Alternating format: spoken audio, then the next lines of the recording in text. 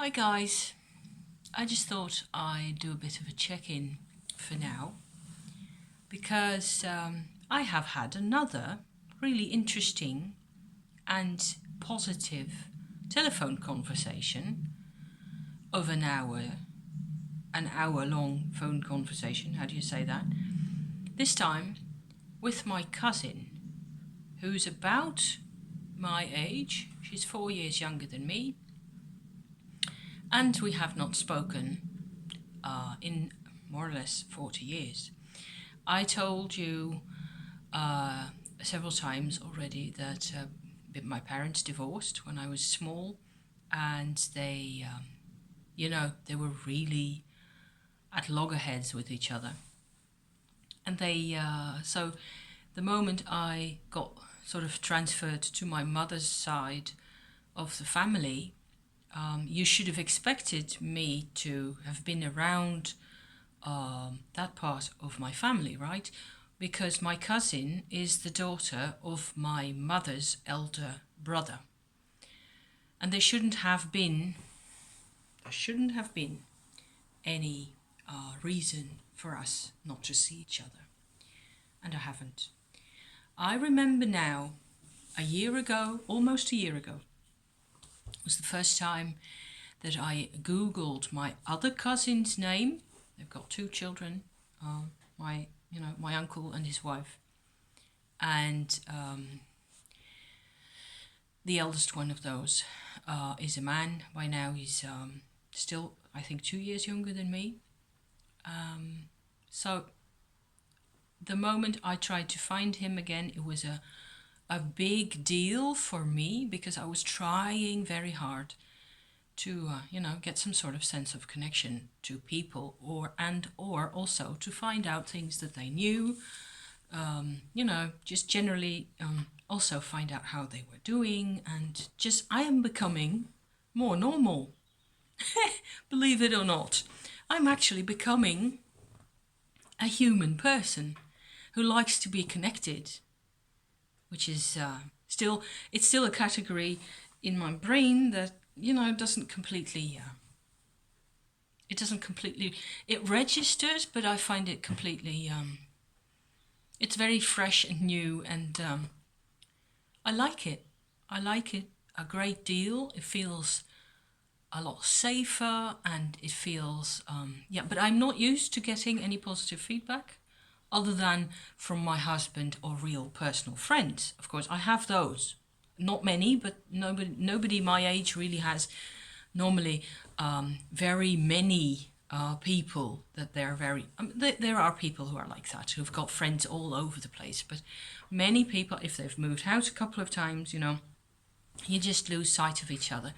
And the connections that you have felt with people when you were 16, or when you were studying in university, or whenever, when you were in a particular job position at some place, and they had a good connection with those people, and then you move away from them and you just lose sight of each other, don't you? So most people over 50, I suppose, or even over 40, they've already found that there's just a few really good friends, people that you can always talk to, and you're lucky if you have those. Really, don't you? Don't you think so? It's just to be able to exchange, bits of your life together in a way that's really meaningful, that makes sense to both of you. That's pretty special. And now it turns out, so I was saying a year ago, I had, first of all, the first thing that I sort of was a move from me towards the world was in October 2017. My husband and I had looked up and went to visit the grave of my great-grandfather, Leon Ginsbergen, who lies in a Jewish cemetery, which is sort of subdivided in several parts, really old parts, 19th century, and a bit more recent fields where they're buried in a relatively small village close to Amsterdam. And that was in the beginning sorry, end of September, even, I think, last year. And it was pretty emotional for me because it was the first time I felt like this is somebody that if he hadn't been there, I would not be here myself. And those type of things that you would expect somebody of my personality type or so to have realized that by the age of 20 or maybe 25. But in those days, when I was that age, I would not have made sense of this at all. I would not have realized, I would not have felt anything. It would just have been a straight line. And so that was that moment. And I found it very enriching and very, kind of comforting to see. There's just, what you can see in that field. There's fields of gravestones, really. They don't do elaborate burial rituals after the actual burial. What you get is a slab of stone with the person's name and dates and maybe just one remark or sorely missed or something like that. And my great-grandfather's grave actually has a symbol of I suppose it's like a little oil lamp in chains burning over the top of the middle of the engraved on the slab of stone. Otherwise, it's a flat, square, rectangular slab of stone with no ornamentation. They don't do those little interesting looking red candles in a plastic container that you can see sometimes in a Catholic graveyard. You see them from a distance. I think that looks amazing. I love that. I must have been a Catholic in one former life or in maybe 100 former lives because I love that type of stuff. But not here. In a Jewish graveyard in the Netherlands, what you get is rows of slabs of stone with names on them and nothing else. You're not supposed to bring flowers or potted plants or plastic potted plants or any of it. The only thing that you're allowed to do according to their religion or their beliefs is bring a pebble or a stone, and you can put that by the gravestone or on top of it. And that's what we did. We brought a stone from our garden here. That was the first time that I actually came out of my, I suppose, self-contained, self-sufficient shell of a life that I had, and I was 51 years old, okay? So before that, I'd already been reaching out to people. I tried things. I tried to, write emails or stuff like that, but nothing had really ever happened because there was always fear. I always felt people did not accept me, and I didn't really know why, but I was so used to the fear, so used to all my life not being the one they wanted, not just relatives or friends. I suppose I just completely absorbed both my parents' philosophy of life, which meant we don't need anybody. We don't need anybody. We don't want anybody. My mother was always afraid of people, and people hated her. And I wonder which one was the chicken and which one was the egg, right? Was it that she hated them and resented them and was afraid and they reacted to that? Or whatever, was it they all shunned her and ostracized her and turned her away? And that's how she presented it, of course. That's how she talked about it. So I contacted via Facebook, first Google, then Facebook, my male cousin, so the other one of the two. And the first couple of times that I messaged him or that we had a phone conversation, I felt that fear again. I was so uncomfortable. It was like, and he was completely friendly. There was nothing I can say now that he could have done otherwise, or that he should have done otherwise, that should have put me at ease, or anything, any of it. He was fine. He was friendly, he was kind to me. There was a bit of a slight chilliness, I suppose, in his attitude. But then again, I think he'd never spoken to me. And back in the days when we were kids, both of us, he was 2 years younger than me, like I said, we have been, we used to, no, we didn't used to, we have been camping. At one point, we went camping with my grandfather, the three of us, in the south of France. And my mother lived close by in the village where I had lived also. And I just went over to where my granddad was camping, and he brought my cousin with him. And we spent a very nice couple of, I don't know, weeks, I suppose, where most of the time we were, at the swimming pool and just talking and chatting. And I talked to everybody in those days, and he was slightly less, but the difference was I was, I suppose, 16 and he was 14. So for the girl to have that age, you're already a bit more mature, I suppose. And I was always a very chatty girl, so that was fairly easy. And he was enjoying himself. I remember that he was quite happy with being there, and he enjoyed being with his granddad and all that.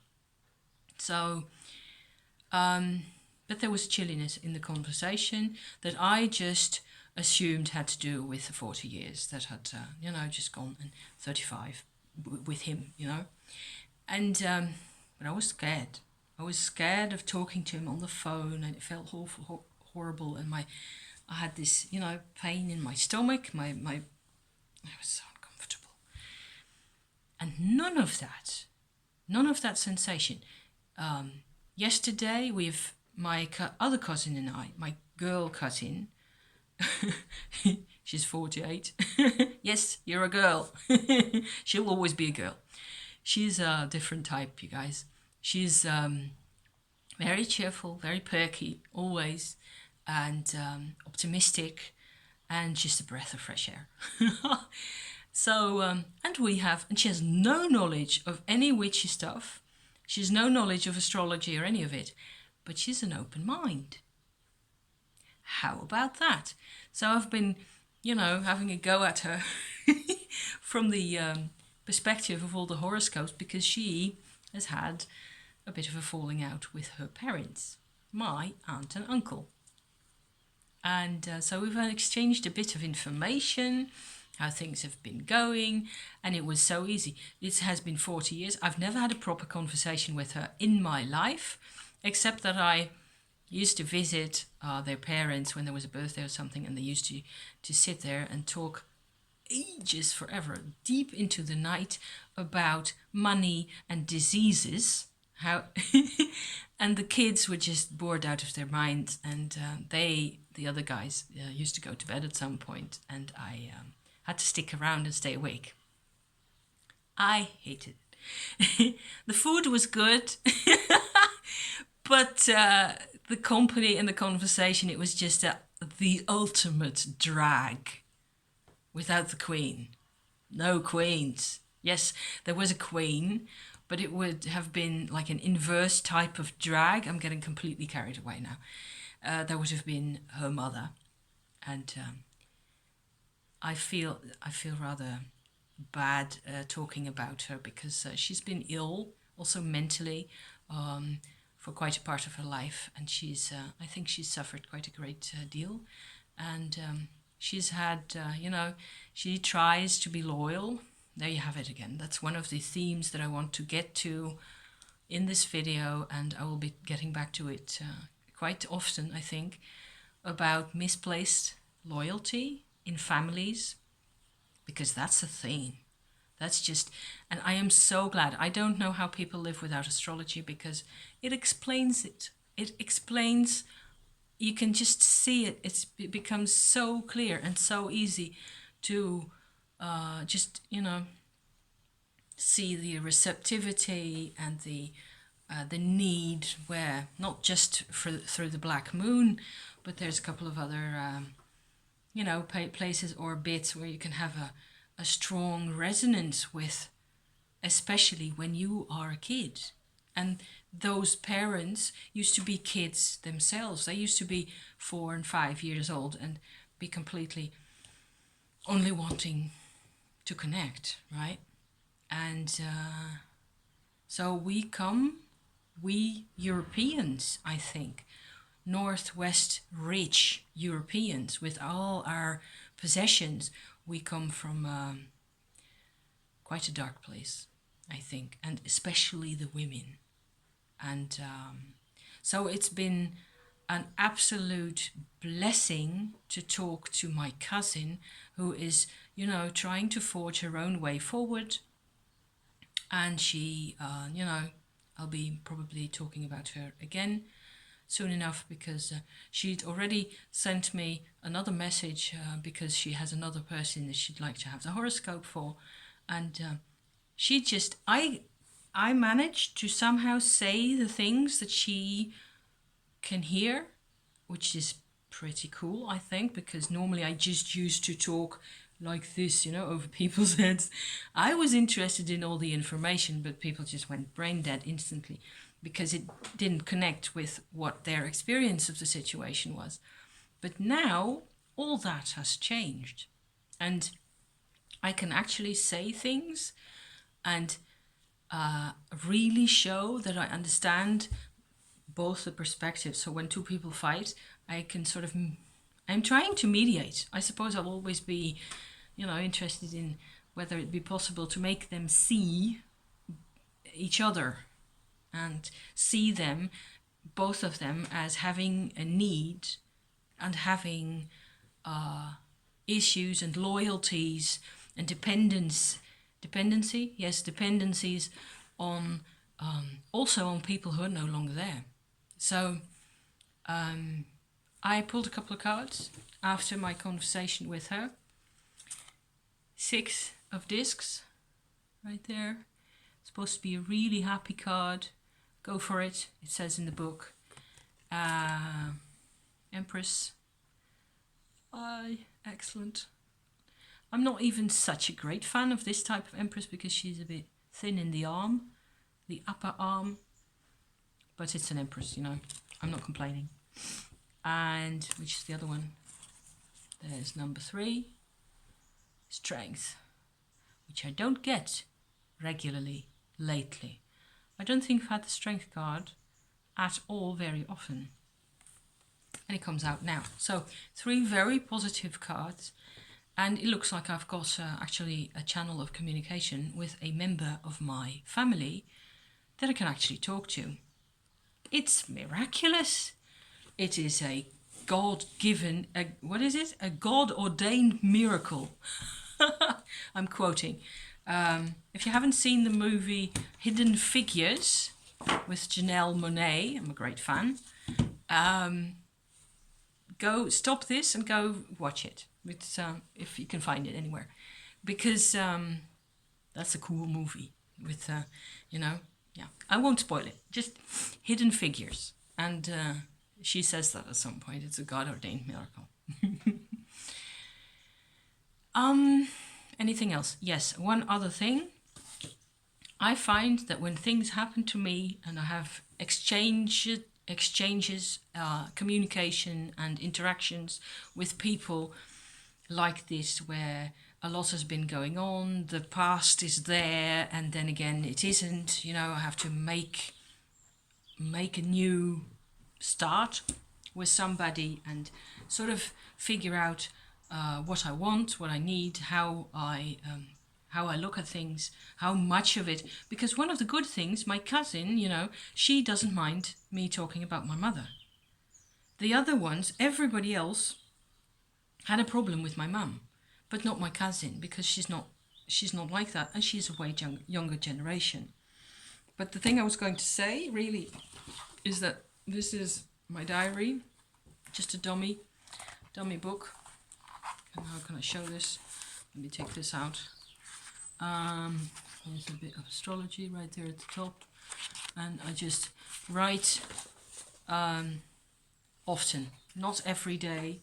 There's a bit of a drawing, I tend to do stuff like that just sketch or whatever. But I also tend to glue in stuff, and you know, here's one I know from the Oracle.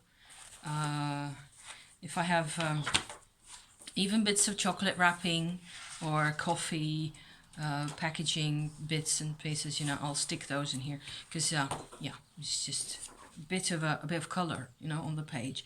Otherwise, it just gets completely full of words only. There's a entrance ticket to the crypt of the cathedral in Chartres that we visited, and so on and so forth. But my diary, that's what I was going to say about it. I find this so necessary, and I need, whenever things have been complicated or very different from what I am used to, I have to remind myself, because I don't even realize it in that state. I'm, just slightly, moderately, muddling about things, upset or not, or halfway through being angry because it's been so long and because of the mess that it used to be, and blah, blah, blah. And a lot of things. In an hour's time, we have said many things to each other, and all that has to be digested, etc. And of course, I don't remember the whole conversation, like as if you could just listen to it again to yourself on the tube, right? It's not like that, luckily. The important things tend to come back to the surface at some point. And writing things down makes a huge difference for me. Just because somehow what happens is that I have normally, in the normal state of affairs, I have types of thoughts that keep coming back to me, like, worry or anger or feeling upset or, generally not completely in balance or something like that. And then it's just one top layer, okay? If I start writing about things and I write down the fact that she said blah, blah, and the other, or whatever, or that one thing I realized recently is that back in the day when I was a kid, everybody was nice to me. And to each other, it was a war zone. That's something that has stressed the flaming daylights out of me, because it made no sense, right? Nobody explained to me, and they were at it 24/7. And the moment they turned to me, it was like big smiles, and everybody was cooing and purring and all the rest of it. And I could only feel the antagonism and the hate and the helplessness and the, I don't know what possessed them. It was, I suppose, and maybe it's quite a normal thing when you're 6 years old or under, that you're an empath. It's just the normal state of affairs, right? And you just read and feel all those things that happen to other people just as clearly, or even more clearly, than you can access your own feelings. And so none of that made sense. It made me feel very schizophrenic and very afraid and very insecure about just how it was supposed to work, all of it, and how I was supposed to learn anything. I didn't know, and I couldn't really. So all that is very much on the top surface of my brain the whole time. The moment I start writing about it, the deeper layers can come out, and things can actually become a lot clearer, like the fact that they acted like that to me and didn't get on with each other, and that plus the fact that we moved house the whole time, that my parents divorced, and that I was plumped down in a foster house, and then with people that I sort of knew slightly, but they were friends of my father's, right? And they weren't like an official foster home. They'd never had foster children before or after. I was kidnapped again by my mother, and then all that, and we moved house several more times, and then we went to live in the south of Spain, and from there to France, to 2 different locations, and so on and so forth. It was just, I was like a piece of machinery with all sorts of wires sticking out, but they weren't connected. So that's what it's been like. And I grew up, sort of, physically at least, intellectually I grew up, but emotionally I had no way of learning any of it, no way. And there have been very big moments in my life, like with the whole soul retrieval affair there, that a new energy was brought into my life, and from then on, I kind of got to feel what it's supposed to feel like. And the more I think about the soul retrieval experiences, and the way that has been with the woman in the hole in the ground and all that, I think it's becoming more and more clear to me that that was actually a part of a former life. Or either that, or the consciousness part of me that was there in the hole in the ground, in the oubliette, or in the prison cell, or in the dungeon, or whatever it was. That was a part of my consciousness being locked away, that had been completely locked away, and it was like a curse, I suppose.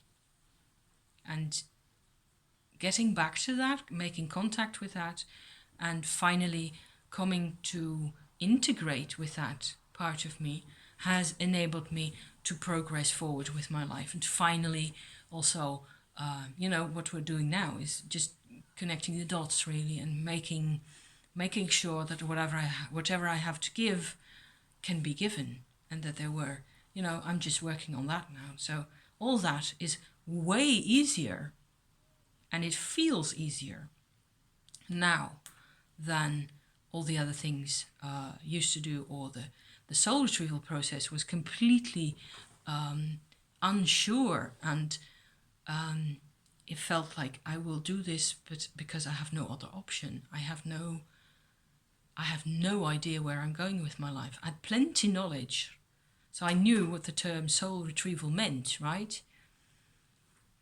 And I'm still hesitant to say I believe in that, because it's just, why not? Why not have a piece of a consciousness stuck in a former life? Only why and how? Those are things that we can hopefully maybe get back to together at some point. I'm going to wrap up this bit because I'm already half an hour in, and maybe it'll start yapping about its storage capacity again. So thank you very much for being here, for watching, and for listening to me ramble about this.